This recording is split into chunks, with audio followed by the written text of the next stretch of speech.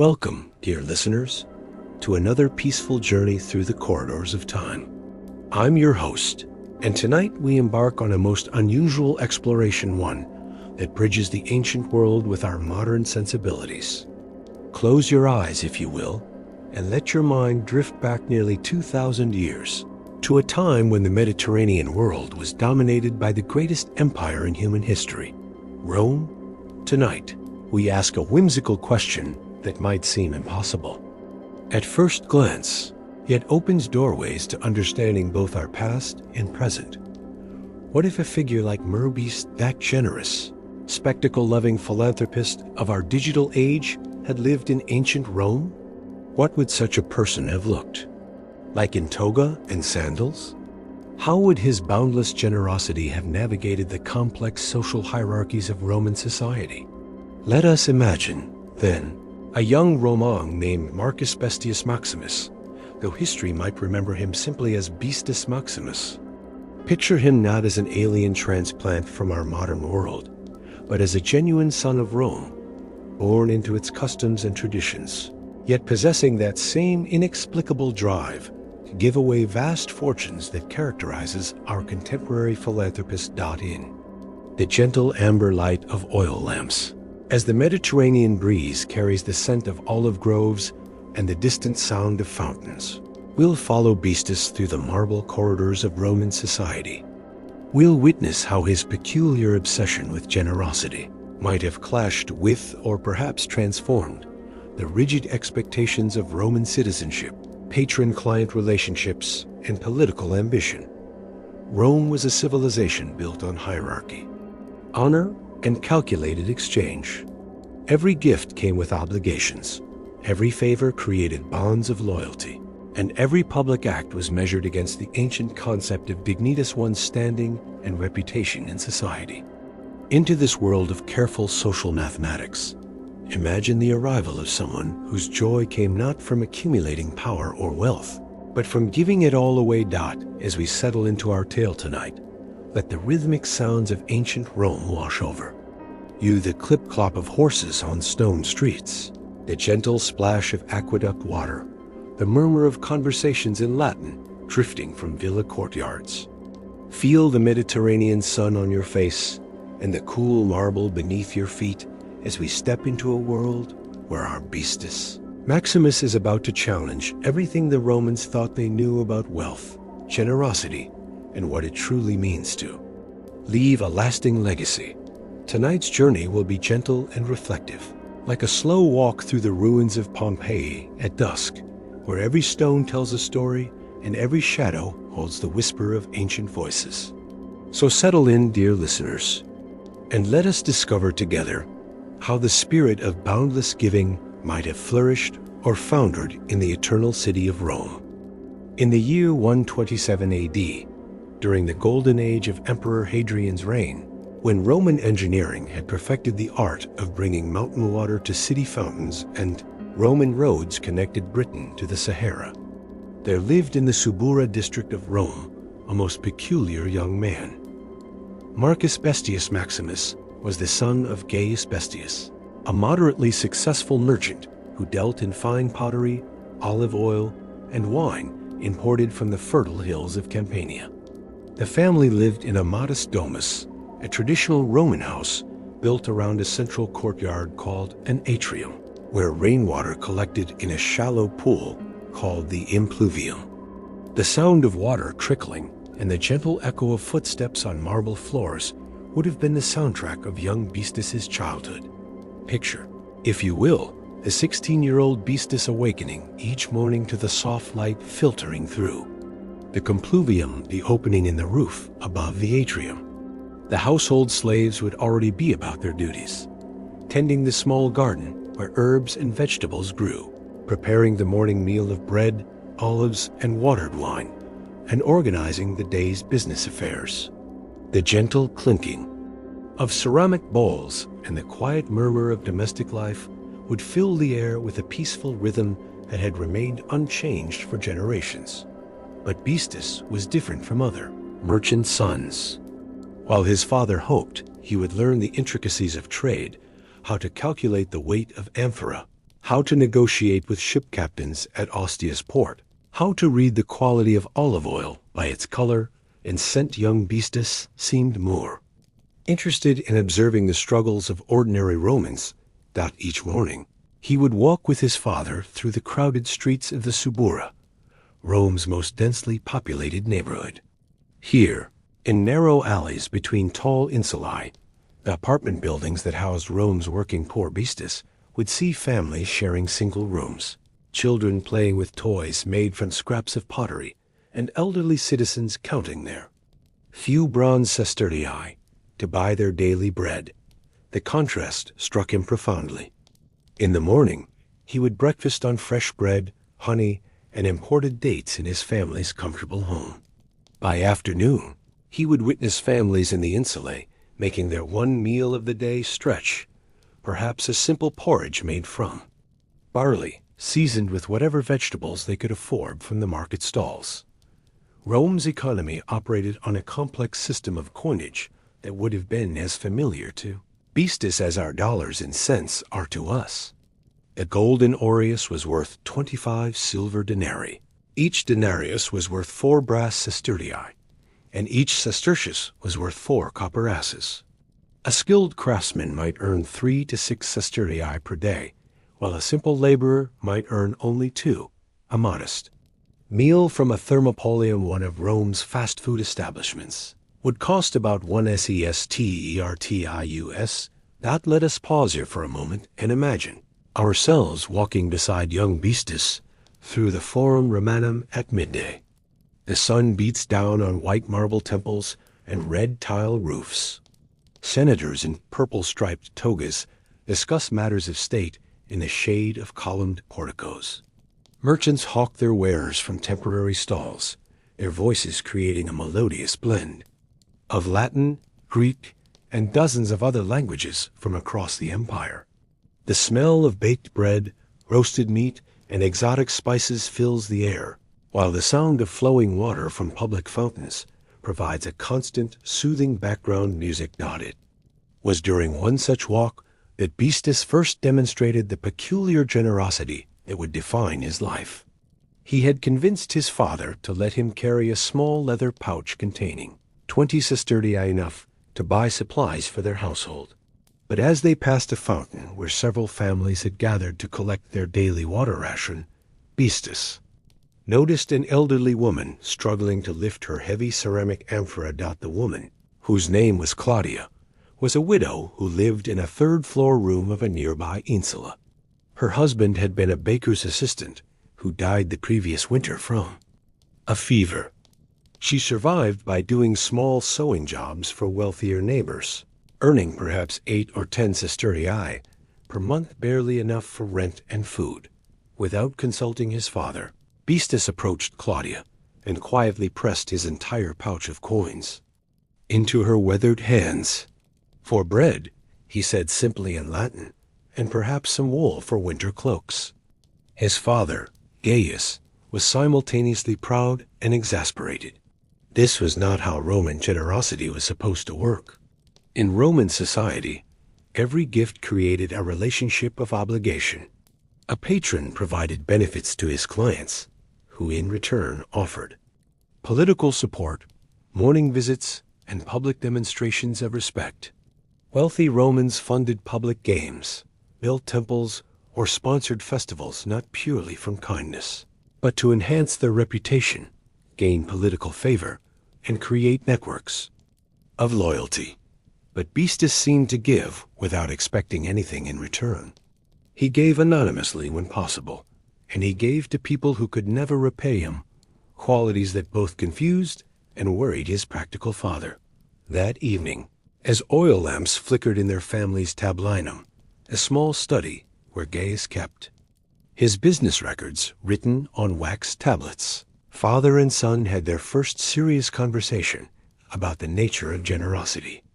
"My son," Gaius said gently, his voice carrying the patient tone of a man who had navigated Roman business relationships for 3 decades. "The gods have blessed our family with modest prosperity. But prosperity comes with responsibilities, not just to give, but to give wisely. He explained the Roman concept of clientela, the sacred relationship between patrons and clients that formed the backbone of Roman social order. When Senator Flavius funds the gladiatorial games, Gaius continued, he gains the loyalty of thousands of citizens who will support his political campaigns. When wealthy Marcella builds a new fountain in her neighborhood, she earns the gratitude and respect that elevates her family's status. These gifts create bonds that strengthen our society. But Beastus, settling into the simple wooden chair beside his father's desk, asked questions that would have sounded strange to Roman ears. But father, what if the gift itself is the reward? What if making others happy is worth more than their loyalty or gratitude? Roman religion, deeply woven into daily life, emphasized reciprocity with the gods themselves. Citizens made offerings to household gods called lares and penetes, expecting protection and prosperity in return. They participated in public festivals, honoring gods like Jupiter, Mars, and Minerva, believing that proper worship ensured the empire's continued success. Even religious devotion followed patterns of calculated exchange. Yet Beastus seemed drawn to a different kind of spiritual practice. He would often visit the small shrine in their home's atrium, a simple niche containing small bronze statues of their family's protective deities, not to ask for favors, but to express gratitude for what they already possessed. His unusual approach to both generosity and spirituality first became publicly visible during the Saturnalia festival in December. Saturnalia was Rome's most beloved celebration, a week-long festival when normal social hierarchies were temporarily reversed. Masters served their slaves meals, gambling was openly permitted, and gifts were exchanged throughout the city. Traditional Saturnalia gifts were modest but meaningful. Small pottery, figurines called sigillaria, wax candles, or simple foods like nuts and figs. Wealthy families might give slightly more elaborate presents, but the emphasis was on the symbolic gesture rather than extravagant value. Beastus had spent months saving his small allowance and working extra hours in his father's warehouse, accumulating nearly 200 sestertii, a substantial sum for a teenager. Instead of buying gifts for family members and close friends, as tradition dictated, he purchased hundreds of small but useful items: warm woolen socks, small oil lamps, packets of good quality salt, and copper coins wrapped in colorful cloth. On the morning of December 17th, as Rome awakened to the first day of Saturnalia celebrations, Beastus stationed himself near the Circus Maximus, where thousands of citizens would pass on their way to the chariot races that marked the festival's opening. He had arranged his gifts on several wooden tables, with a simple sign written in careful Latin, "Gifts from a grateful citizen to his fellow Romans." The scene would have been both heartwarming and bewildering to observers. Roman citizens, accustomed to the careful social calculations that governed public generosity, found themselves receiving genuine gifts with no strings attached. Beastus asked for no names, created no lists of obligations, and sought no public recognition for his generosity. Imagine the confusion and delight of a construction worker who received a pair of warm socks, or a young mother who was given a beautiful oil lamp for her family's modest apartment. Children who had expected no Saturnalia gifts suddenly found themselves holding small toys or sweet treats, while elderly citizens received practical items, like good quality salt, a precious commodity that could preserve food and enhance meals.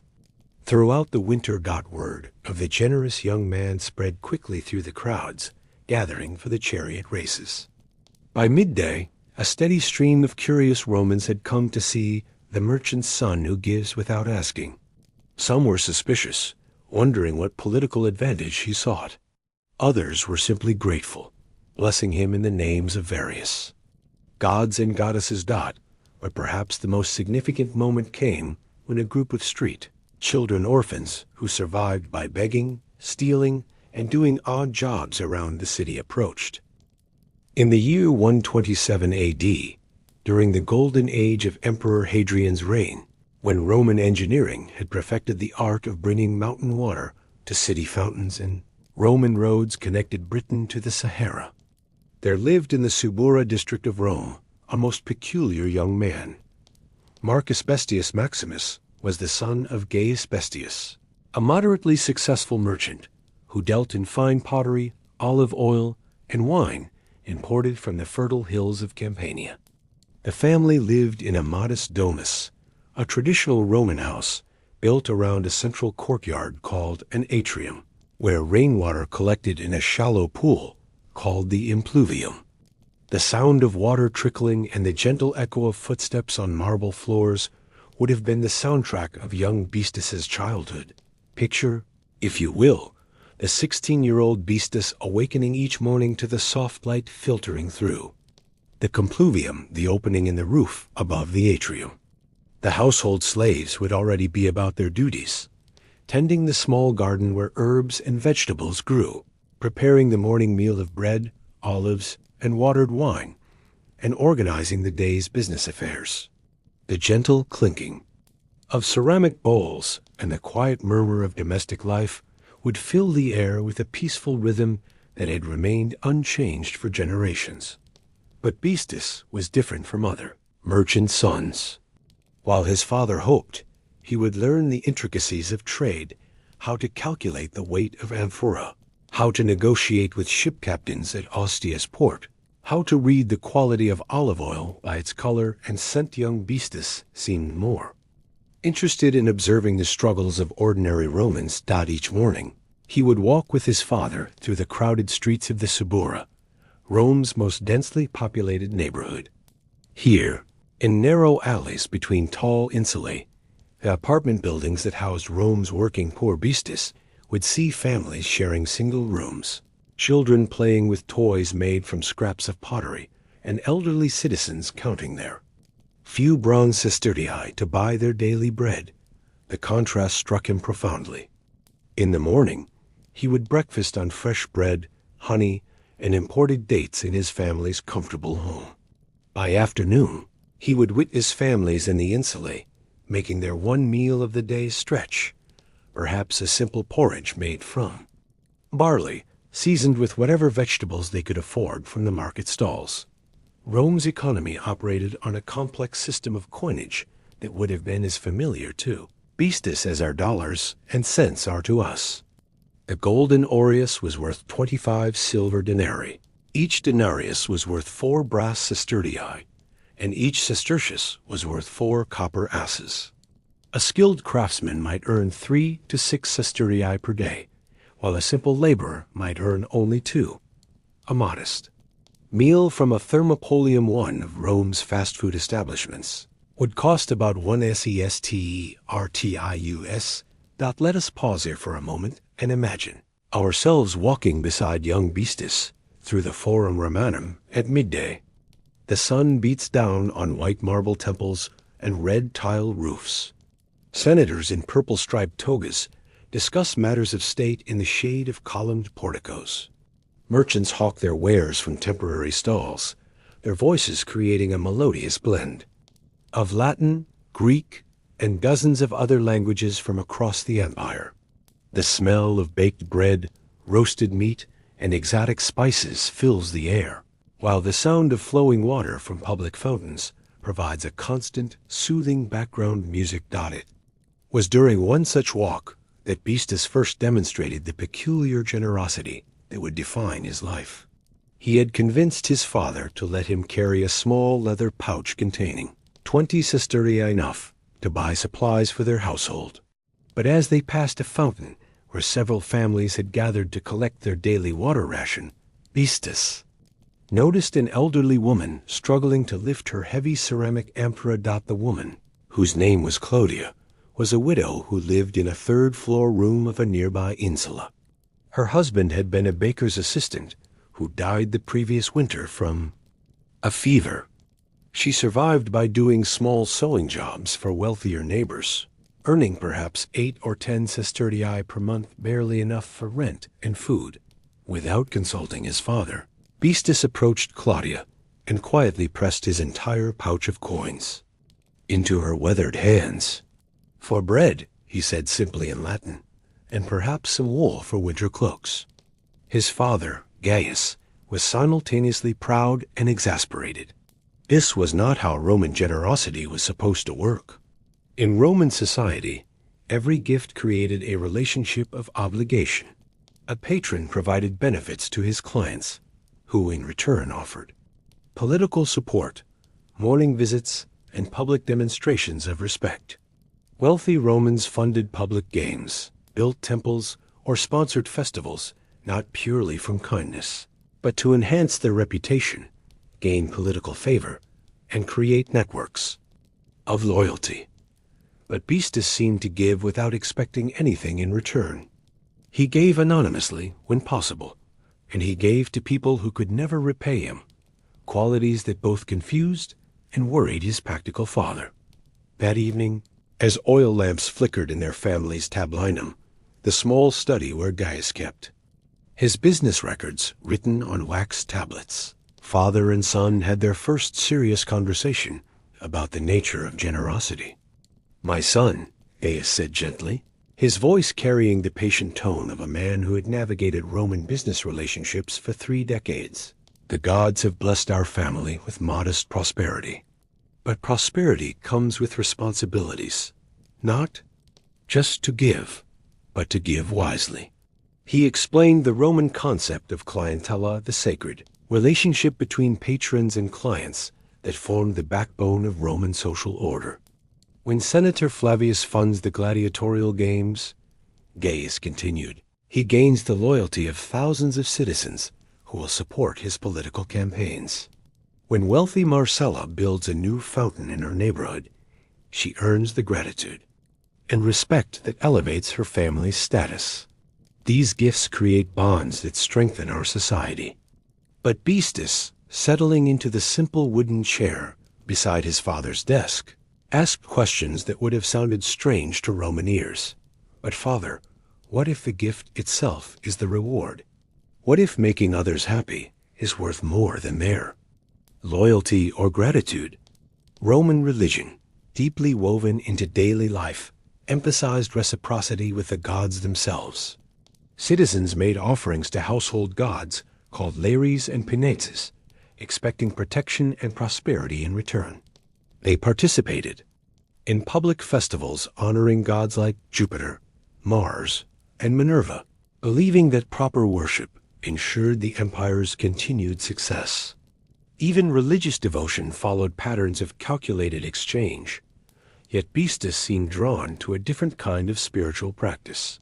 He would often visit the small shrine in their home's atrium, a simple niche containing small bronze statues of their family's protective deities, not to ask for favors, but to express gratitude for what they already possessed. His unusual approach to both generosity and spirituality first became publicly visible during the Saturnalia festival in December. Saturnalia was Rome's most beloved celebration, a week-long festival when normal social hierarchies were temporarily reversed. Masters served their slaves meals, gambling was openly permitted, and gifts were exchanged throughout the city. Traditional Saturnalia gifts were modest but meaningful. Small pottery figurines called sigilla aerea, wax candles, or simple foods like nuts and figs. Wealthy families might give slightly more elaborate presents, but the emphasis was on the symbolic gesture rather than extravagant value. Beastus had spent months saving his small allowance and working extra hours in his father's warehouse, accumulating nearly 200 sestertii, a substantial sum for a teenager. Instead of buying gifts for family members and close friends, as tradition dictated, he purchased hundreds of small but useful items: warm woolen socks, small oil lamps, packets of good quality salt, and copper coins wrapped in colorful cloth. On a morning of December 17th, as Rome awakened to the first day of Saturnalia celebrations, Beastus stationed himself near the Circus Maximus, where thousands of citizens would pass on their way to the chariot races that marked the festivals. Opening. He had arranged his gifts on several wooden tables, with a simple sign written in careful Latin, "Gifts from a grateful citizen to his fellow Romans." The scene would have been both heartwarming and bewildering to observers. Roman citizens, accustomed to the careful social calculations that governed public generosity, found themselves receiving genuine gifts with no strings attached. Beastus asked for no names, created no lists of obligations, and sought no public recognition for his generosity. Imagine the confusion and delight of a construction worker who received a pair of warm socks, or a young mother who was given a beautiful oil lamp for her family's modest apartment. Children who had expected no Saturnalia gifts suddenly found themselves holding small toys or sweet treats, while elderly citizens received practical items. Like good quality salt, a precious commodity that could preserve food and enhance meals. Throughout the winter, word of the generous young man spread quickly through the crowds gathering for the chariot races. By midday, a steady stream of curious Romans had come to see the merchant's son who gives without asking. Some were suspicious, wondering what political advantage he sought. Others were simply grateful, blessing him in the names of various gods and goddesses. But perhaps the most significant moment came when a group of street children, orphans who survived by begging, stealing, and doing odd jobs around the city, approached his table with the wariness of young people who had learned not to trust adult promises. Beastus greeted them gently, offering each child not just a small gift, but a few minutes of genuine conversation. He asked about their lives, listened to their stories, and spoke to them with the same respect he would show to a senator's son. For many of these children, it was the first time an adult had treated them as worthy of attention and dignity. As the sun set over Rome's 7 hills, and the sounds of Saturnalia celebration filled the evening air with music and laughter, Beastus walked home with empty hands but a full heart. He had given away everything he had saved, created no political alliances, gained no business advantages, and earned no formal recognition. Yet somehow, in ways that defied traditional Roman logic, he felt he had received far more than he had given. His father, waiting in their atrium with a mixture of pride and concern, would spend the evening trying to understand what his unusual son was becoming. Neither of them could have predicted that this simple act of unconditional generosity would begin a journey that would eventually challenge the very foundations of how Romans understood wealth, power, and the purpose of human ambition. As night fell over the eternal city and oil lamps flickered in 10,000 windows, the story of Beastus Maximus had officially begun. 3 years had passed since that first Saturnalia, when young Beastus distributed gifts near the Circus Maximus, and Rome had begun to take notice of Gaius Bestius's unusual son. Word travels quickly in a city of 1 million souls, especially when that word concerns someone who seems to give away money as freely as the aqueducts give water. By now, Beastus was 19 years old, legally an adult citizen with the right to vote, marry, and conduct business in his own name. His father's pottery and oil trade had prospered, partly due to the family's growing reputation for fairness and generosity with their workers and customers. But it was Beastus himself who had begun to attract attention from some of Rome's most powerful citizens. The Roman system of patronage was as complex and structured as the engineering that brought water from distant mountains to city fountains. Wealthy Romans were expected to act as patrons, providing financial support, legal protection, and social advancement to their client citizens of lower social standing who, in return, offered political support, public demonstrations of loyalty, and various personal services. But Beastus had begun to practice a form of patronage that puzzled even experienced political observers. Rather than carefully selecting clients who could advance his family's interests, he seemed drawn to helping people who could offer nothing in return: widows, orphans, disabled veterans, and elderly citizens whose productive years had passed. Picture, if you will, A typical morning in the year 130 AD, the sun rises over the Palatine Hill, where the emperor's palace dominates the Roman skyline with its marble columns and gold-trimmed roofs. In the valleys between Rome's 7 hills, the city comes alive with the sounds of commerce, conversation, and daily life that had remained essentially unchanged for centuries. Beastus now begins each day with what he calls morning audiences, though.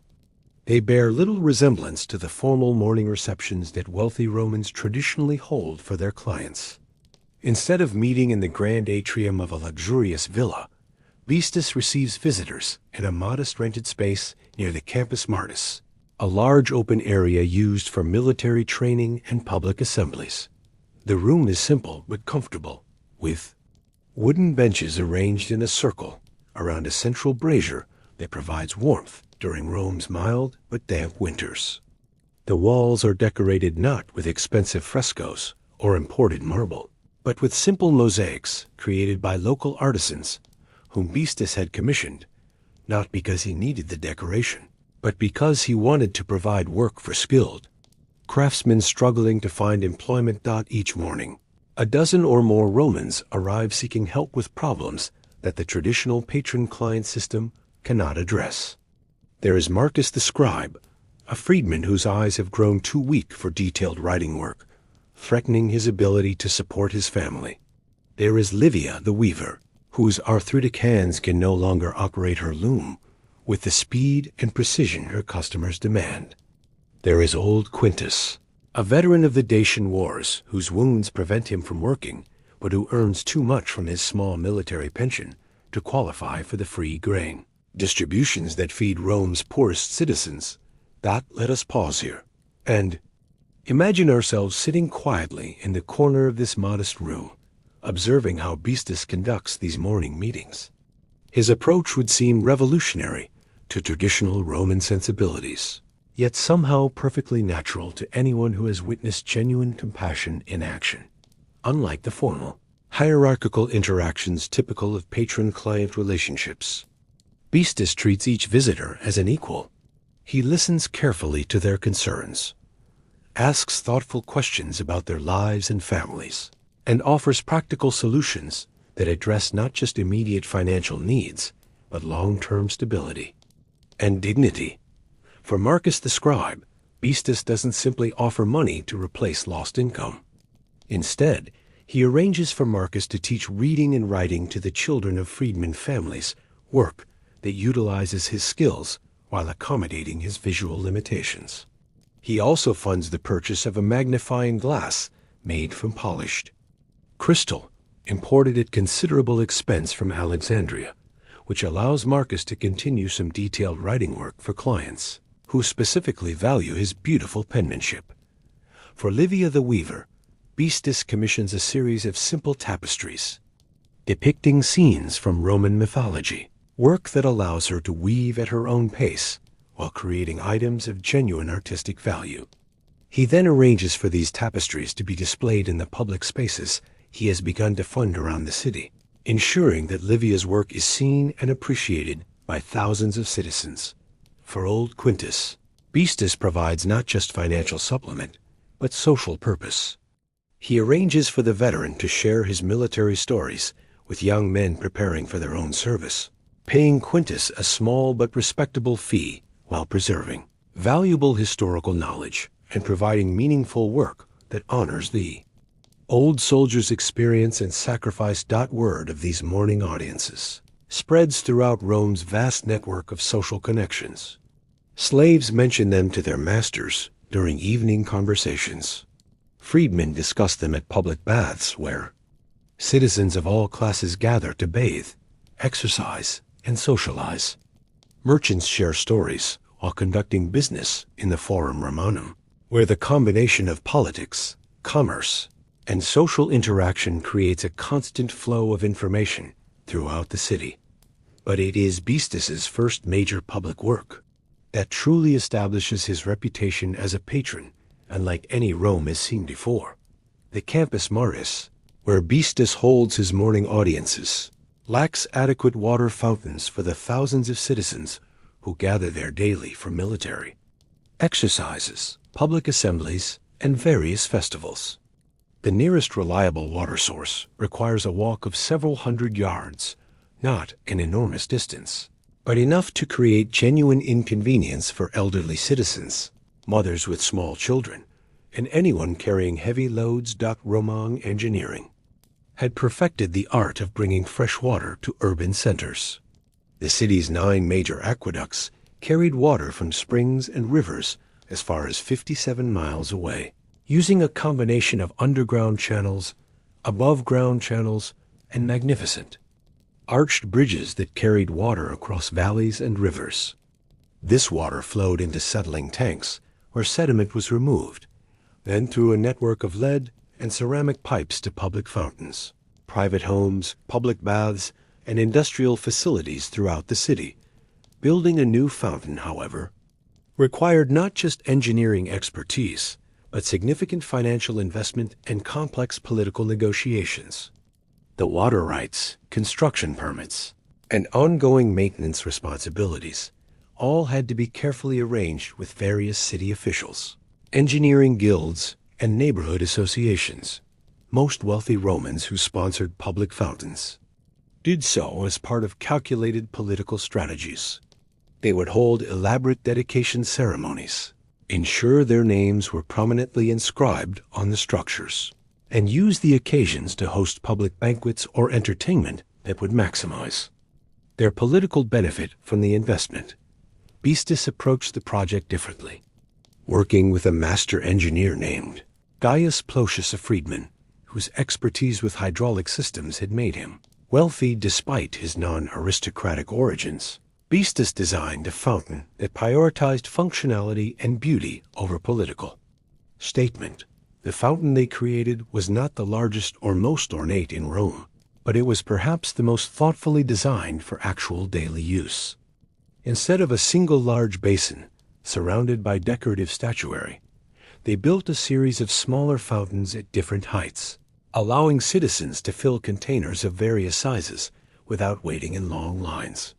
They included shallow basins, where mothers could safely bathe small children, deeper areas where larger containers could be filled efficiently, and even a small channel where citizens could wash clothes or rinse food before cooking. The decorative elements were beautiful, but practical. The bronze spouts were shaped like dolphins and fish, creatures associated with clean water and good fortune. The marble edges were smooth and wide enough to serve as seating areas where citizens could rest while their containers filled, or while they waited for friends and family members. But perhaps most remarkably, when the fountain was completed and ready for its dedication ceremony, Beastus arranged for the inscription to read simply, "Given by a grateful citizen for the use and enjoyment of all Romans." No names, no family crests, no political slogans, just a simple acknowledgement of the gift and its purpose. The dedication ceremony itself reflected Beastus's unusual approach to public generosity. Instead of the elaborate banquet typically hosted by wealthy sponsors, he arranged for simple refreshments to be distributed freely to anyone who attended. Fresh bread, olives, cheese, and watered wine served from tables staffed by volunteers rather than hired servants.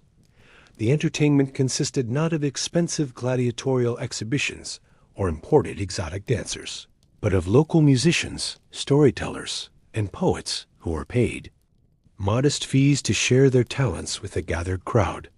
Children played games organized by local teachers, while their parents enjoyed conversations with neighbors they might not otherwise have opportunities to meet.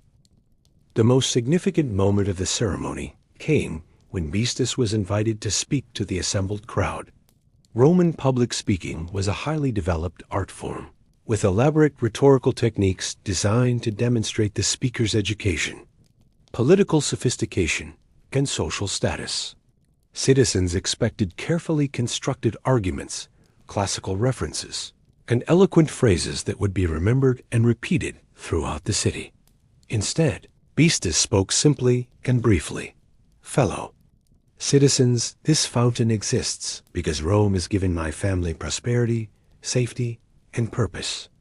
Water flows freely from our mountains to our city because previous generations built wisely and well. May this small addition to their great work serve you and your children as their gifts have served us all. The speech lasted less than 2 minutes, contained no references to classical literature or philosophy, and made no requests for political support or social recognition. Yet it was received with genuine warmth and appreciation by the diverse crowd of citizens who had gathered to witness. The dedication got his word of the fountain, and its dedication ceremony spread throughout Rome. Beastus found himself in an unusual position. He had successfully completed a major public work, demonstrated his family's prosperity and civic commitment, and earned widespread respect and gratitude, all without following any of the traditional patterns that governed Roman patronage and political advancement. Senators began mentioning him in their private conversations, not as a political threat or potential ally, but as a curious phenomenon that defied easy categorization. Wealthy merchants wondered whether his approach to generosity might offer advantages they had not considered. Young Romans from prominent families found themselves questioning whether the traditional paths to honor and influence were the only options available to ambitious citizens.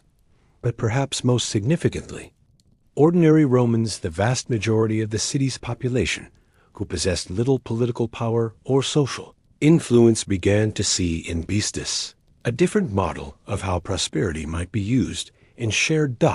As winter approached and the sound of flowing water from his new fountain provided a constant, gentle reminder of his gift to the city, Beastus himself was already planning his next project.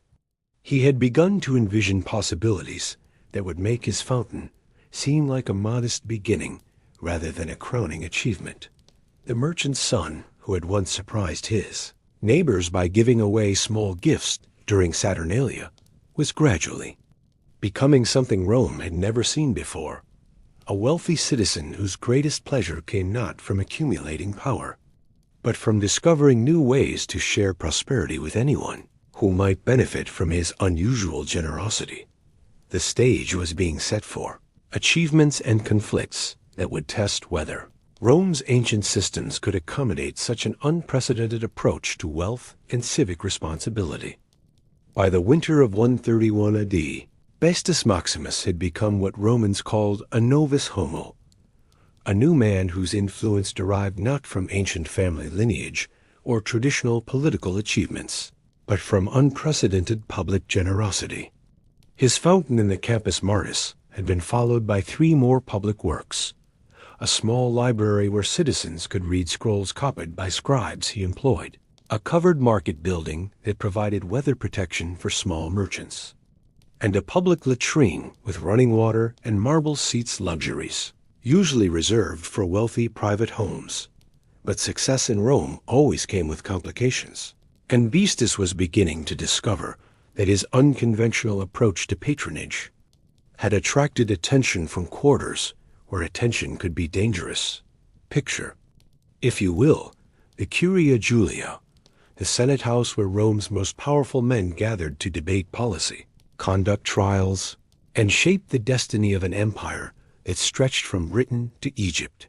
The building itself embodied Roman values, constructed from gleaming marble, decorated with bronze statues of gods and emperors, designed to inspire awe and respect for the ancient traditions of Roman governance. On a cold February morning, as frost sparkled on the red tile roofs of the city and the breath of early rising citizens formed small clouds in the crisp air, a messenger arrived at Beastus's family home, carrying a formal summons sealed with the official seal of the Roman Senate. The message, written in the precise Latin of official correspondence, was brief but ominous. Marcus Bestius Maximus is commanded to appear before the Senate at the 3rd hour after dawn on the Ides of Februarius, to provide account of his public activities and their conformity with Roman law and custom. Beastus's father, Gaius, read the summons with the expression of a man who had always feared this moment would come. For months he had watched his son's growing popularity with a mixture of pride and anxiety, understanding that in Rome, any citizen who attracted too much attention from the common people would eventually attract scrutiny from those who ruled them. "My son," Gaius said quietly, as they sat in their family's tablinum, surrounded by the business records and household accounts that represented 3 generations of careful, modest success. "You must understand what this summons means. The Senate does not call citizens to account unless senators believe those citizens pose some kind of threat to public order or traditional authority." Let us pause here and consider the delicate political situation that Beastus had unknowingly created. Rome in the 2nd century AD was ruled by Emperor Hadrian, but the Senate still maintained significant influence over domestic policy, legal interpretation, and social customs. The relationship between imperial authority and senatorial privilege was carefully balanced, with both sides understanding that stability depended on mutual respect for established boundaries and procedures. Beastus's generosity had begun to upset some of these carefully maintained balances. His public works were funded entirely from private resources, bypassing the traditional systems through which senators and other political figures controlled urban development. His morning audiences provided services that traditionally fell under this jurisdiction of elected magistrates or appointed officials. Most troubling of all, his popularity among ordinary citizens was growing without any corresponding obligations to the political establishment. In Roman political theory, private citizens who gained significant influence over public opinion were expected to channel that influence through established institutions. They should seek election to public office, align themselves with prominent senators, or at minimum, demonstrate clear loyalty to existing power structures. Citizens who operated outside these systems, no matter how benevolent their intentions represented, potential threats to the stability that had made Roman civilization possible. The morning of his Senate appearance, Beastus dressed with unusual care in his finest toga, the formal white woolen garment that symbolized Roman citizenship and civic responsibility. His mother, Claudia, helped arrange the complex folds and draping that transformed a simple rectangular piece of cloth into an elegant and dignified costume. The weight of the heavy wool, the restriction of movement it imposed, and the careful attention required to keep it properly arranged all served as reminders of the serious obligations that came with Roman citizenship. As Beastus walked through the early morning streets toward the Forum Romanum, accompanied by his father and a small group of family friends, the sounds of awakening Rome provided a familiar soundtrack to what felt like an entirely unfamiliar journey. The clip-clop of horses' hooves on stone pavement, the creak of wooden cart wheels, the calls of vendors setting up their market stalls, the splash of water from public fountains, all the ordinary sounds of Roman life continued as usual. Yet, everything felt changed by the knowledge that this day would somehow determine his future. The Senate House stood at the heart of Roman political life, surrounded by temples, basilicas, and monuments that embodied centuries of imperial achievement. As Beastus approached the building where his fate would be decided, he could see groups of senators arriving in their distinctive togas with purple stripes that marked their elevated status. These were men whose families had shaped Roman destiny for generations, whose ancestors had conquered nations and written laws that governed millions of people across 3 continents. Inside the Curia, the atmosphere was formal and intimidating. Senators sat on marble benches arranged in tiers that rose toward the ceiling, creating an amphitheater effect that focused attention on whoever stood at the center of the floor to address the assembly. The walls were decorated with maps showing the extent of Roman territory, bronze tablets inscribed with important laws and treaties, and statues of gods who protected the empire and guided its leaders. Senator Marcus Flavius Secundus, a man in his 60s whose family had held senatorial rank for over 2 centuries, served as the presiding magistrate for Beastus's hearing. Flavius was not personally hostile to the young merchant's son, but he represented the institutional caution that had helped Rome survive and prosper for nearly 900 years.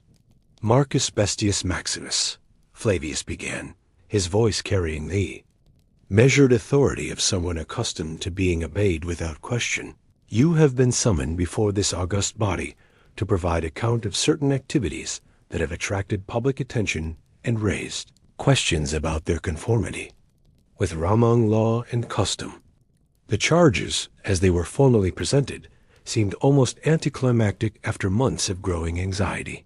Beastus was accused of conducting public assemblies without proper authorization, distributing benefits to citizens outside established legal frameworks, and creating structures that might compete with official government services. But as the hearing progressed, it became clear that the senators' real concerns went deeper than technical legal violations. They were troubled by the precedent that Beastus's activities might establish, and by the potential for future citizens to use similar methods for less benevolent purposes. Senator Gaius Cornelius Tacitus, not the famous historian, but a distant relative who shared the family name, articulated the Senate's central worry. Young citizen, your generosity toward your fellow Romans is commendable, and your public works have brought genuine benefits to our city. But consider the implications of your methods. If wealthy citizens begin operating outside traditional channels of authority and accountability, how can we maintain the order and stability that have made Roman civilization the greatest achievement in human history? The question was fair and serious, reflecting genuine concerns about institutional integrity rather than personal hostility toward Beastus or his activities. The senators were not corrupt officials protecting their privileges, but responsible leaders trying to balance innovation with stability, individual initiative with collective governance. Beastus's response would be remembered and discussed in Roman political circles for years to come, not because it was eloquent or philosophically sophisticated, but because it revealed a fundamentally different way of thinking about civic responsibility and public service. Honored senators, he began, his voice steady despite the enormous pressure of addressing the most powerful man in the Roman world. I understand your concerns about order and precedent. Rome's greatness does indeed rest on institutions that have proven their worth over many centuries. But perhaps those institutions are strong enough to accommodate new approaches to old problems.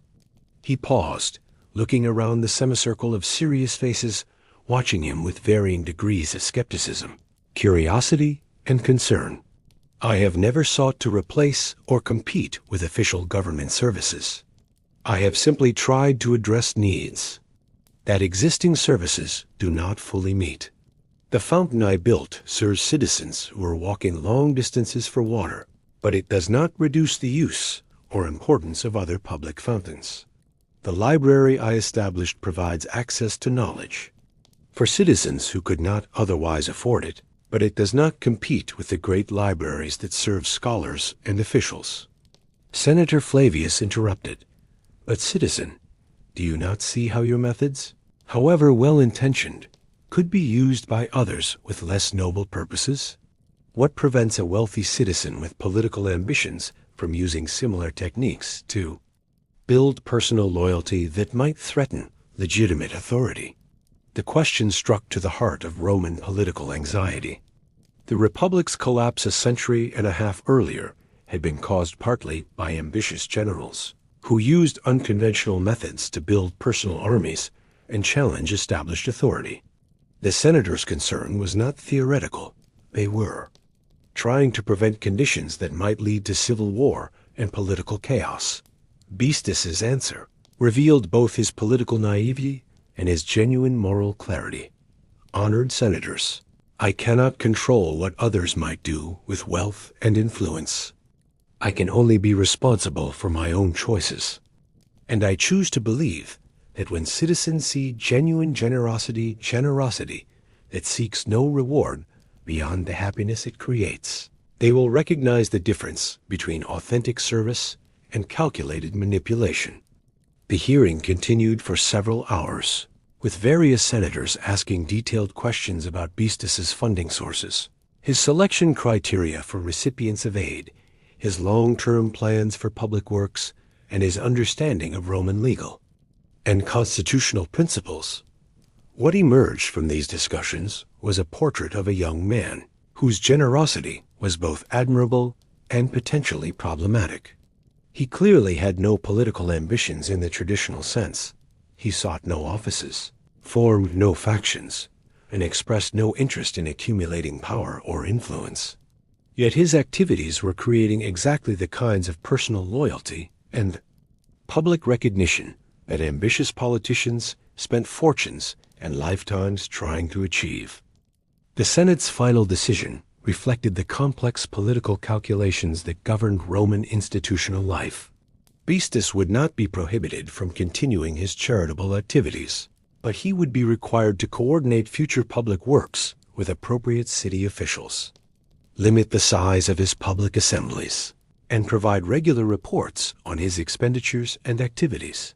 More significantly, he was strongly encouraged to channel his civic interests through traditional political participation, perhaps by seeking election as an aedile, a magistrate responsible for public works, markets, and festivals.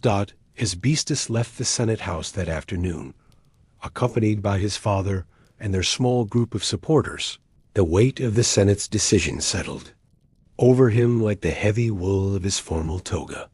He had achieved a kind of victory. He could continue his work, but it felt constrained by new boundaries and expectations that seemed to diminish the spontaneous joy he had found in unrestricted generosity. The walk home through the Forum Romanum provided time for reflection amidst the familiar sounds of Roman commercial life.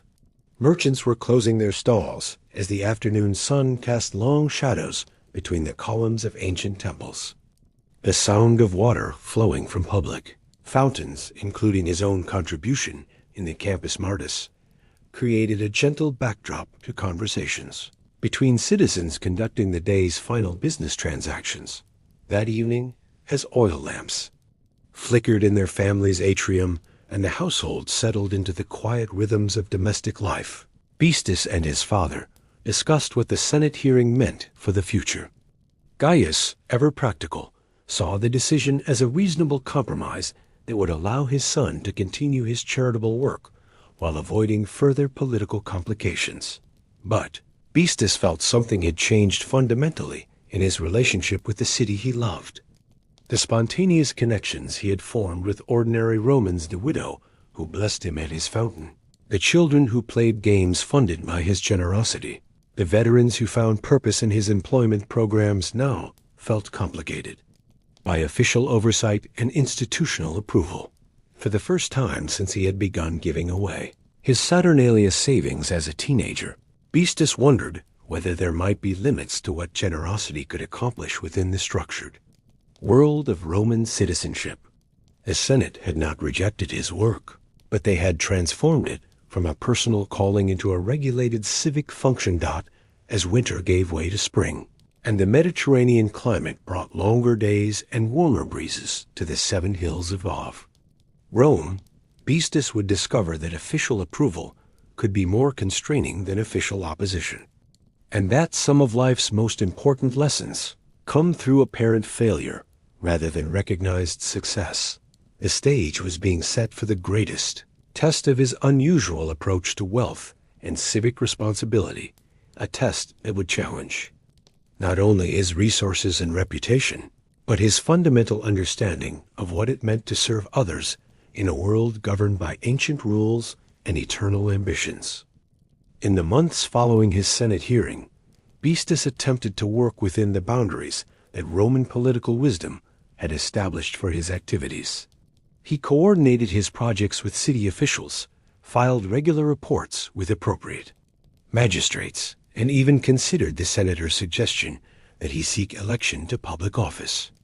But compliance with institutional expectations seemed to drain something essential from his work, the spontaneous joy that had once made every act of generosity feel like a celebration. By the autumn of 132 AD, Beastis had conceived what he believed would be his masterpiece, a grand festival that would demonstrate how private generosity could complement official governance while bringing unprecedented joy and benefit to ordinary Roman citizens. It would be, he hoped, a spectacular vindication of his approach to wealth and civic responsibility. The plan was ambitious beyond anything he had previously attempted. Working with event organizers, engineers, performers, and suppliers from across the empire, Beastus designed a week-long festival that would combine elements of traditional Roman entertainment with innovations inspired by his philosophy of universal generosity. Picture, if you will, the preparations taking place throughout the late summer and early autumn of that year. In workshops across Rome, craftsmen worked to create elaborate decorations, costumes, and stage sets. In training facilities outside the city, gladiators, charioteers, and exotic animal handlers prepared special performances designed not for blood and violence, but for skill and spectacle that would inspire rather than horrify spectators. Beastus had commissioned the construction of temporary amphitheaters, stages, and pavilions in several locations throughout Rome, each designed to accommodate thousands of citizens while ensuring that everyone, regardless of social status, would have excellent views and comfortable seating. The engineering challenges were enormous, providing adequate water, sanitation, and crowd control for events that might attract larger audiences than Rome had ever seen gathered in a single place. The festival's centerpiece would be held in a specially constructed arena near the Campus Martis, close to the fountain that had first established Beastus's reputation as an unconventional patron. The arena was designed not for gladiatorial combat, but for what Beastus called competitions of skill and creativity, events where participants would be rewarded for excellence rather than punished for failure. Let us pause here and imagine ourselves among the curious crowds that gathered to watch the construction during those months of preparation. The sound of hammers on wood, the creak of pulleys lifting heavy beams into place, the calls of supervisors coordinating teams of workers, all created an atmosphere of anticipation and excitement that spread throughout the city like ripples from a stone dropped in still water. But the festival's most innovative feature was not its physical construction, but its economic structure. Instead of charging admission fees that would exclude Rome's poorest citizens, Beastus planned to fund the entire event through his personal resources while distributing substantial gifts to every attendee. Each citizen who participated would receive a token worth 10 sestertii, enough to buy several days' worth of food, along with practical gifts like clothing, household items, or small tools. The total cost of the festival, including construction, performers, gifts, and ongoing expenses, was estimated at nearly 50,000 denarii, equivalent to the annual income of a successful senator or the price of a luxurious villa. It represented almost everything Beastus had accumulated through years of careful saving and his family's prosperous business operations. As word of the planned festival spread throughout Rome, public reaction was enthusiastic but mixed. Ordinary citizens looked forward to unprecedented entertainment and generosity, while some wealthy Romans worried about the precedent such extravagance might establish. City officials were concerned about crowd control, public safety, and the logistics of managing events that might attract hundreds of thousands of participants.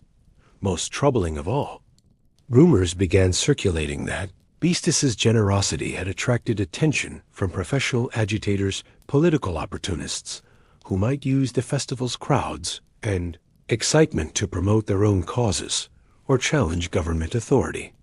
Opening day of the festival, scheduled for the first week of November, when autumn weather would be pleasant but not yet cold, dawned clear and bright. As the sun rose over the Palatine Hill and illuminated the golden roofs of temples and palaces, citizens from all 7 hills of Rome began making their way toward the Campus Martis for what promised to be the most elaborate private celebration in the city's history. The first sign of trouble came before the events officially began.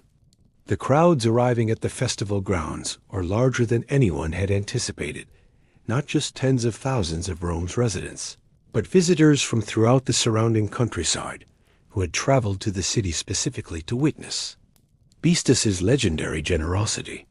The temporary structures, though impressively engineered, had not been designed to accommodate such enormous numbers of people.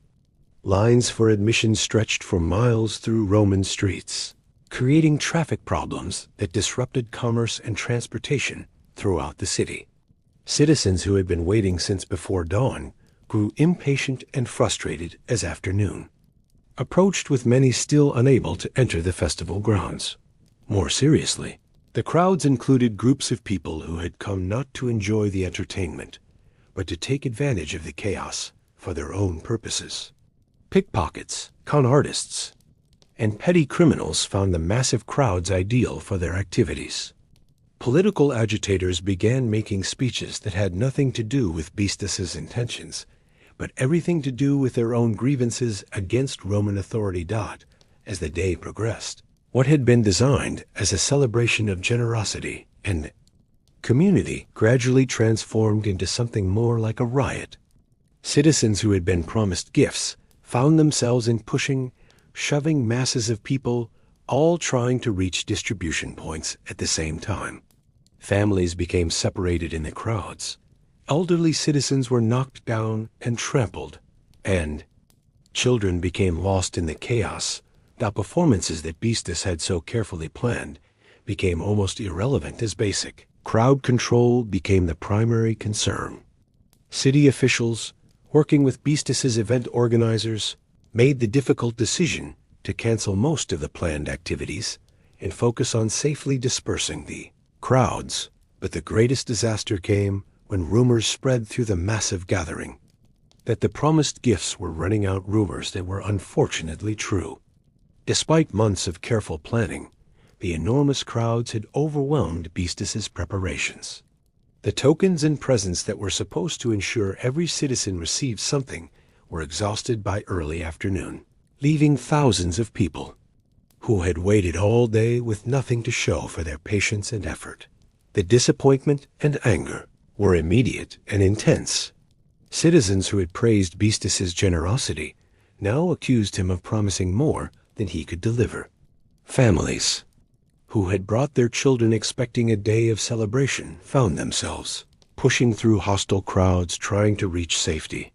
The festival that was supposed to demonstrate the power of private generosity instead became an object lesson in the dangers of good intentions inadequately executed.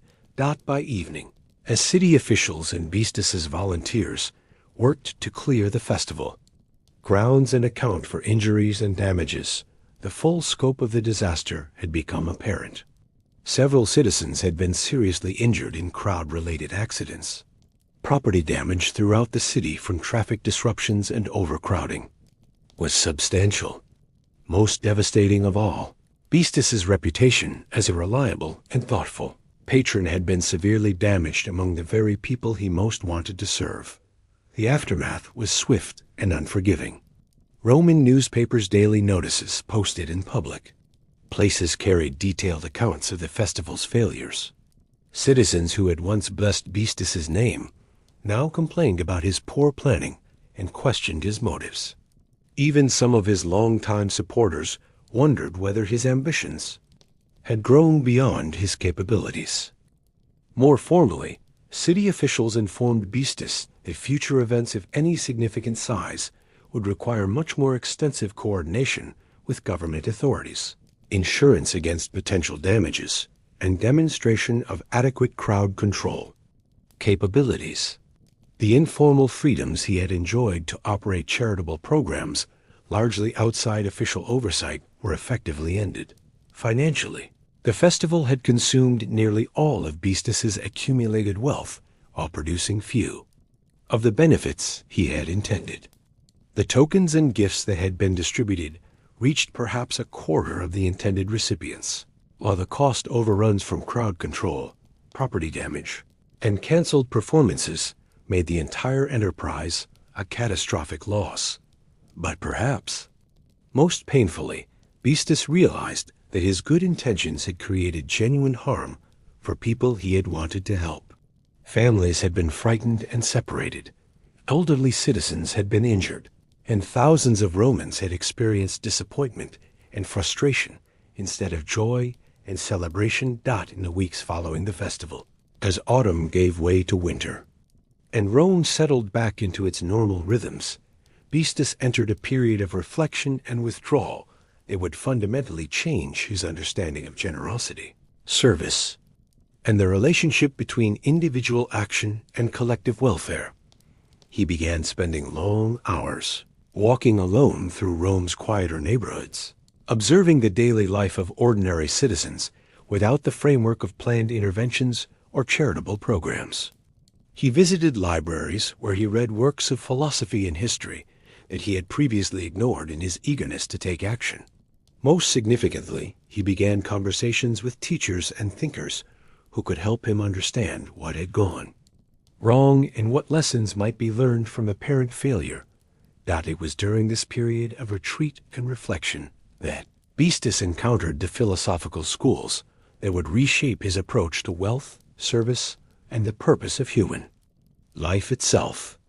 Roman intellectual culture had been profoundly influenced by Greek philosophy, particularly Stoicism, a school of thought that emphasized virtue, wisdom, and acceptance of circumstances beyond one's control.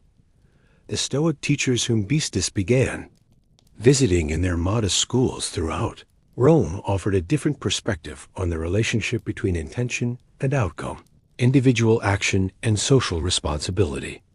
They taught that true service to others required not just good intentions and generous resources, but wisdom, patience, and understanding of complex human nature and social dynamics. Under the guidance of Marcus Aurelius Clement, not the emperor, but a freedman who had established a small Stoic school near the Pantheon, Beastus began to explore questions he had never considered during his years of spontaneous generosity. What obligations did the giver have to ensure that gifts actually helped rather than harmed their recipients?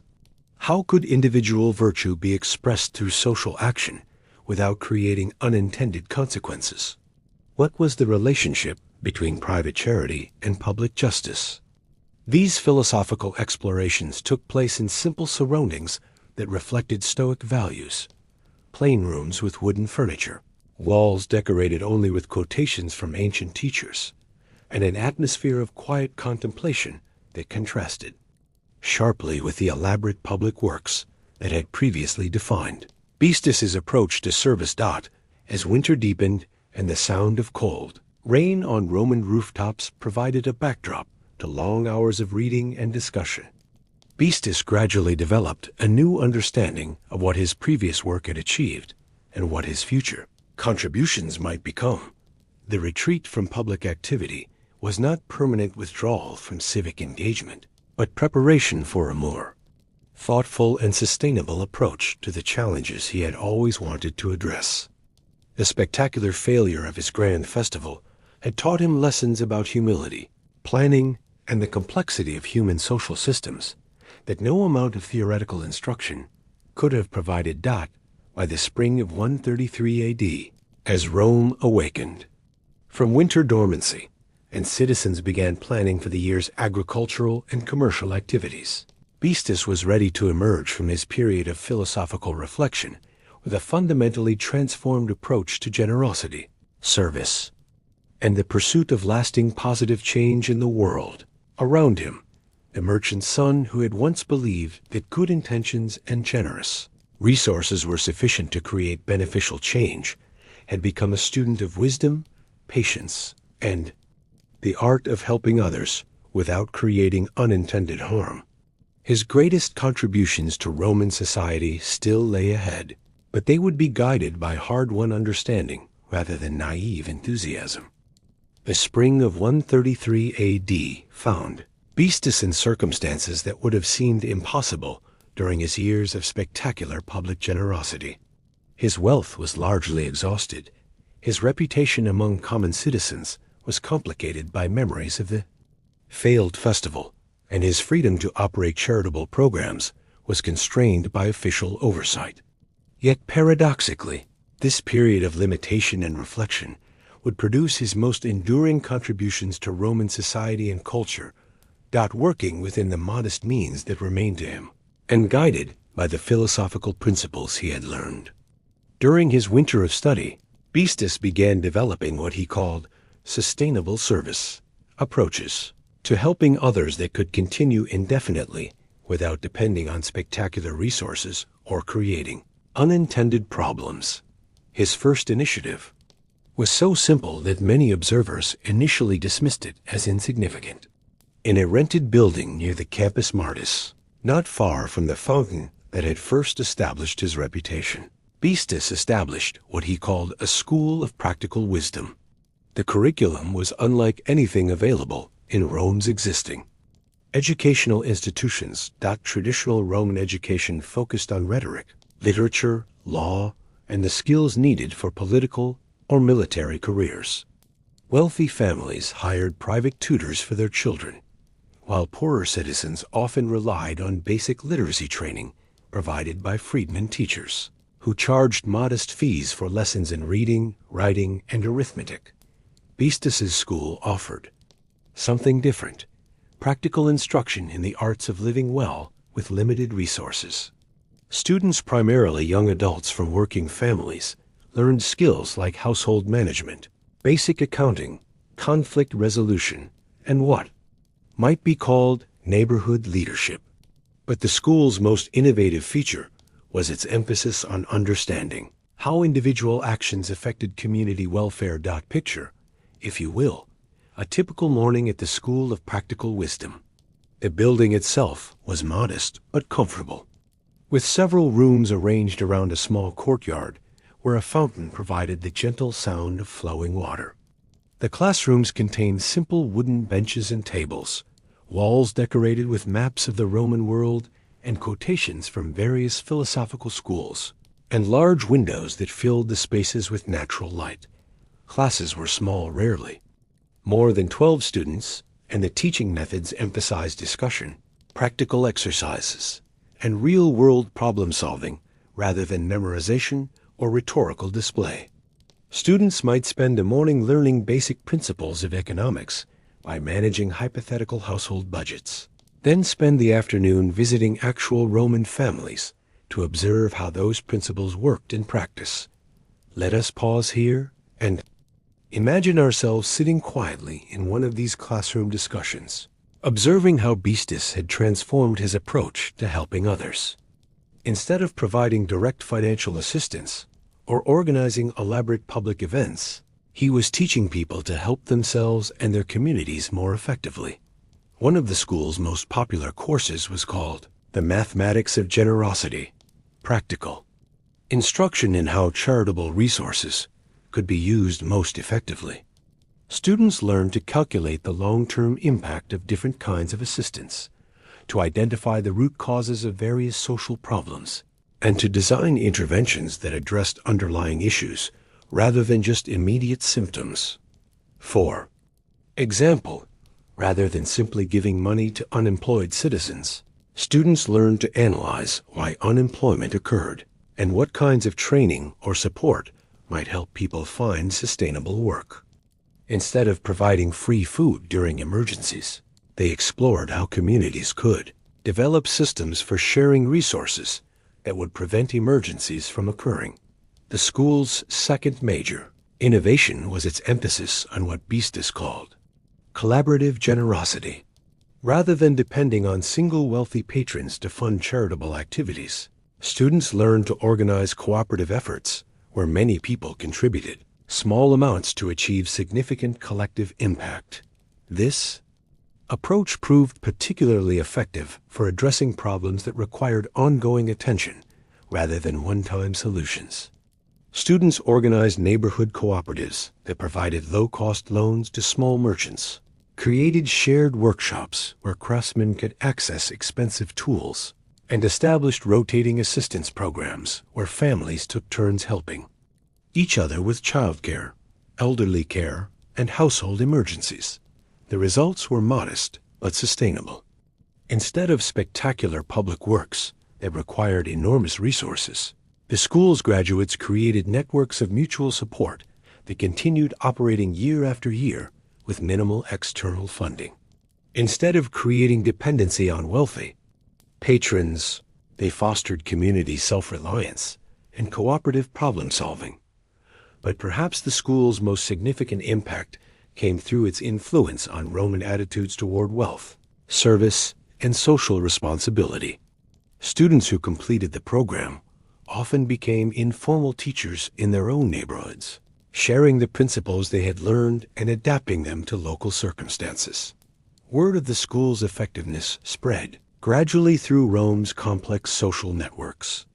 Unlike Beastus's earlier activities, which had attracted immediate attention through their scale and novelty, the School of Practical Wisdom gained recognition slowly as its graduates demonstrated the practical value of its teachings.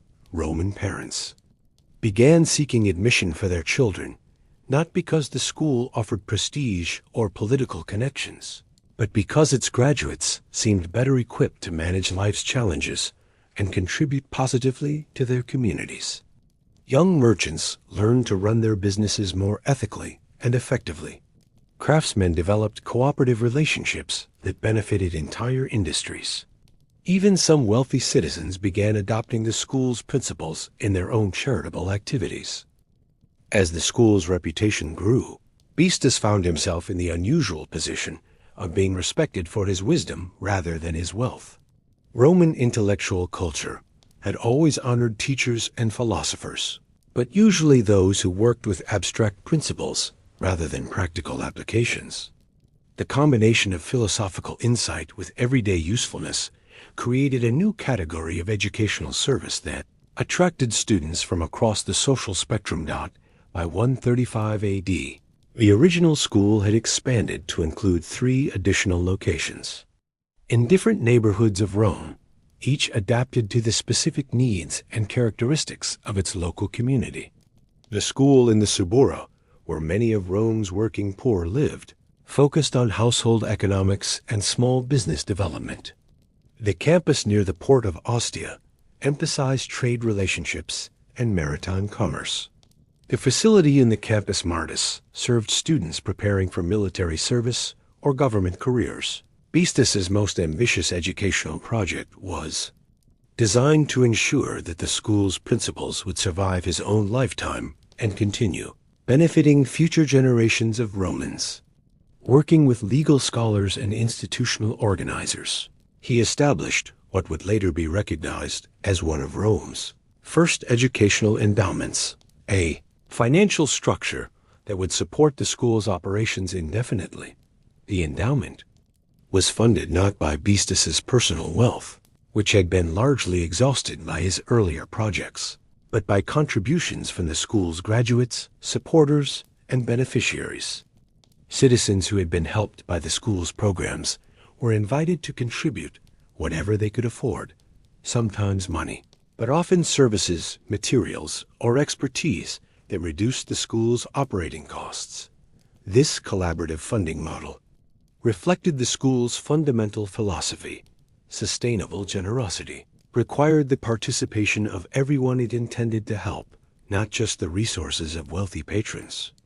By making the school's continuation dependent on community support rather than individual wealth, Beastus ensured that it would remain responsive to community needs and priorities.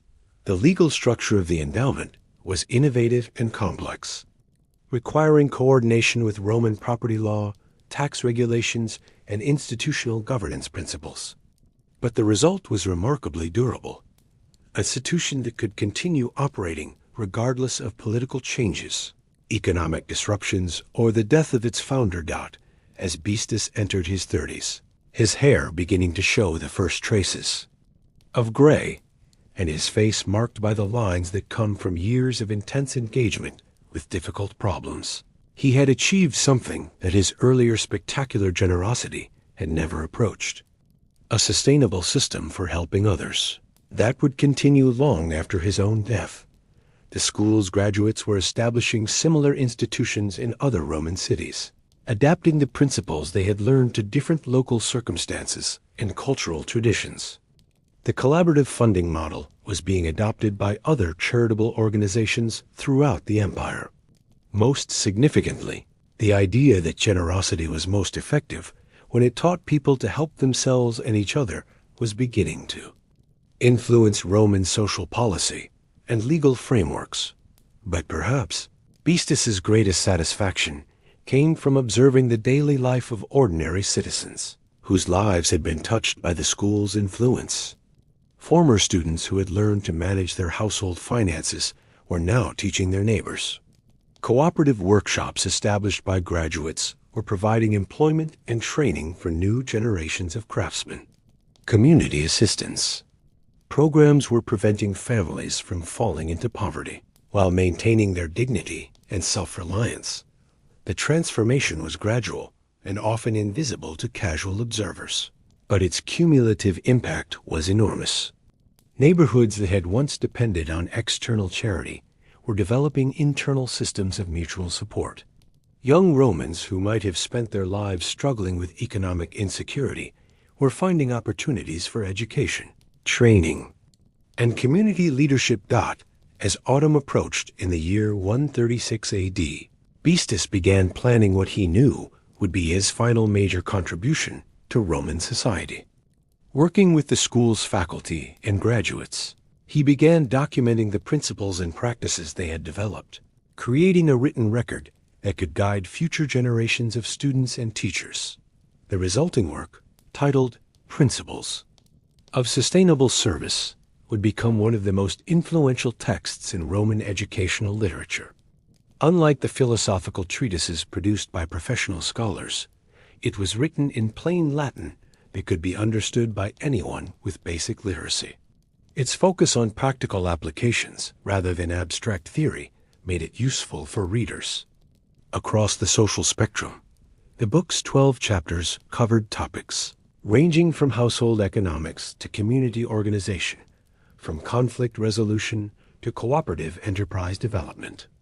Each chapter included real examples drawn from the experiences of the school's graduates, making abstract principles concrete and actionable. But the book's most enduring contribution was its articulation of what Beastus called the ethics of sustainable generosity, principles that could guide charitable activities regardless of the specific circumstances or resources involved.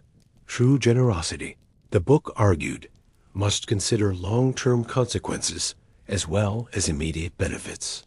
It must foster independence rather than dependence, community cooperation rather than individual competition, and wisdom rather than mere material transfer.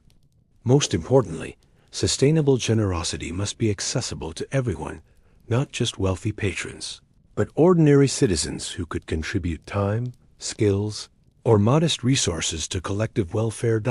As winter arrived and Beastus spent long evenings by lamplight polishing the final chapters of his book, he reflected on the extraordinary journey that had brought him from a teenager giving away saturnalia presents to a mature educator whose influence was spreading throughout the Roman world. The spectacular failures of his youth had taught him lessons that no amount of success could have provided. The enforced humility of his middle years had opened his mind to wisdom he might never have sought during his period of easy prosperity. The collaborative relationships he had built through the school had shown him possibilities for human cooperation that he had never imagined during his years of individual philanthropy. Most remarkably, he had discovered that his greatest contributions to Roman society had come not from his personal wealth or individual generosity, but from his ability to help others discover and develop their own capacity for service and community building. The merchant's son who had once dreamed of spectacular public works had become a teacher whose most lasting monuments were not buildings or fountains, but the transformed lives of students who carried his principles into communities throughout the Roman world. As the year 136 A.D. drew to a close, Beastus Maximus had achieved something that few Romans of his generation could claim. He had created institutions, and influenced attitudes that would continue benefiting society long after his own life had ended. His name might not be carved on marble monuments or remembered in official histories, but his practical philosophy of sustainable generosity had become part of Roman culture itself. The story of the young man who wanted to give everything away had become the story of a mature educator who had learned to give in ways that multiplied rather than depleted resources, built community capacity rather than individual dependence, and created lasting change rather than temporary spectacle.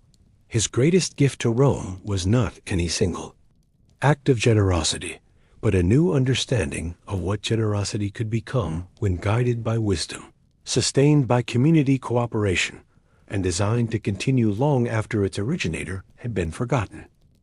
And so, dear listeners, as the oil lamps flicker low in our imagined Roman villa and the sounds of the eternal city settle into the gentle rhythms of evening, we come to the end of our journey with Beastus Maximus, the merchant's son whose unusual approach to wealth and generosity challenged and ultimately enriched one of history's greatest civilizations.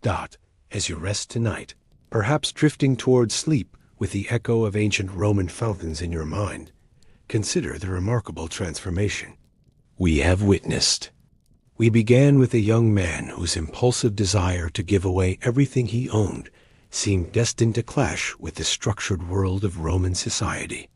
We end with a mature educator whose influence had spread far beyond anything his youthful spectacular gestures could have achieved. The story of Beastus Maximus offers us gentle lessons about the relationship between intention and wisdom, between individual generosity and sustainable social change. His early failures, the overwhelming crowds at his festival, the unintended consequences of his grand gestures, were not obstacles to his ultimate success, but essential steps in his education as a servant of others. In our modern world, where digital platforms can amplify individual acts of generosity to unprecedented scales, there is something deeply relevant about Beastus's journey from spectacular individual philanthropy to sustainable community building. His discovery that the most lasting gifts are often those that teach others to give, rather than simply providing material benefits, speaks to timeless truths about human nature and social responsibility. Imagine, as you close your eyes tonight, walking through the quiet streets of ancient Rome in the years following Beastus's death. You might pass the fountain he built in the Campus Martis, still providing fresh water to citizens as it had for decades. You might notice the workshops established by his school's graduates, where craftsmen continue cooperating in ways that benefit entire communities. You might overhear conversations between neighbors who learned from his example that generosity is most powerful when it creates capacity for further generosity. The Rome that Beastus helped shape was not dramatically different from the Rome he had entered as an idealistic young man. The same marble temples rose toward the Mediterranean sky. The same aqueducts carried mountain water to city fountains. The same political institutions governed the vast empire that stretched from Britain to Egypt. Yet something essential had changed in the relationships between citizens, a new understanding of how individual prosperity could serve collective welfare, how personal virtue could express itself through community building, how wealth could become a tool for creating more wealth rather than simply redistributing existing resources. In this gentle Roman evening of our imagination, we can see the deeper patterns that connect past and present, ancient wisdom and contemporary challenges. Every generation faces questions about how individual success should relate to community welfare, how private resources can best serve public good, how generous impulses can be channeled into sustainable positive change. Beastus Maximus, our imagined Roman philanthropist, discovered that these questions have no simple answers, but they do have wise approaches. His journey from impulsive generosity to thoughtful service suggests that the most effective helpers are often those who have learned from their own failures, who have been humbled by unintended consequences, who have discovered that sustainable change requires patience, wisdom, and community participation. As you drift towards sleep tonight, let the gentle sounds of ancient Rome, the splash of fountains, the murmur of evening conversations, the clip-clop of horses on stone streets carry with them a sense of continuity that connects our modern struggles with timeless human experiences. The challenges we face in creating just and generous societies are not new. They have been addressed by countless individuals throughout history who, like Beastus, discovered that individual virtue finds its highest expression through service to others. Perhaps somewhere in the quiet spaces between waking and sleeping, you might glimpse the eternal city as it existed in our story, a place where one person's commitment to helping others created ripples of positive change that continued long after his own life had ended. A place where the true monuments to human generosity were not marble buildings or bronze statues, but the transformed relationships between citizens who had learned to care for each other with wisdom as well as kindness. In the end, the story of Beastus Maximus reminds us that the most lasting gifts we can give are often those that help others discover their own capacity for giving. The most sustainable generosity is that which creates systems for continued generosity. The most profound individual success is that which contributes to collective flourishing in ways that continue indefinitely. Rest well tonight, dear listeners, with the knowledge that every act of thoughtful generosity, every effort to help others help themselves, every attempt to build community rather than dependency, connects you to a tradition of service that stretches back through all of human history to ancient Rome and beyond. And perhaps in your dreams, you might find yourself walking through marble corridors where the spirit of genuine generosity continues to flow as freely as water from mountain springs, nourishing communities and individuals in ways that make the world a little more just, a little more kind, and a little more hopeful for all who come after us. Sleep peacefully, knowing that the story of human generosity continues with each of us in our own time and place, carrying forward the eternal possibility that individual virtue can indeed serve the common good in ways that transcend the limitations of any single life or any single act of giving. The fountains of Rome still flow, and the spirit of Beastus Maximus lives on in every person who chooses wisdom along with kindness, sustainability along with generosity, and community building along with individual charity. Good night, and may your dreams be filled with the gentle sounds of ancient wisdom flowing like clear water through the eternal corridors of human possibility.